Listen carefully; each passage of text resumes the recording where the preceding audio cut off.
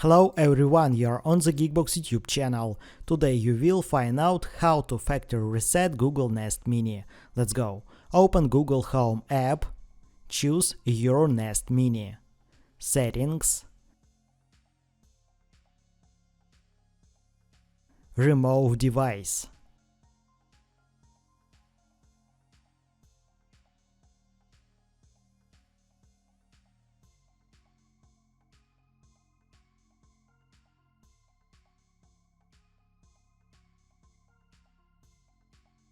Hold down here and hold until the device restarts.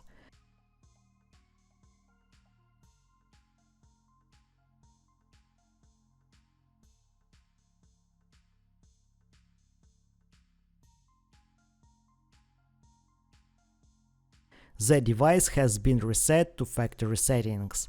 After restarting, open the Google Home app, turn on microphone, add Google Nest or partner device, speaker. Next, configure your device for yourself. That's it. Now you know how to factory reset Google Nest Mini. Thanks for watching. Please like and subscribe to the channel. Good luck and see you soon.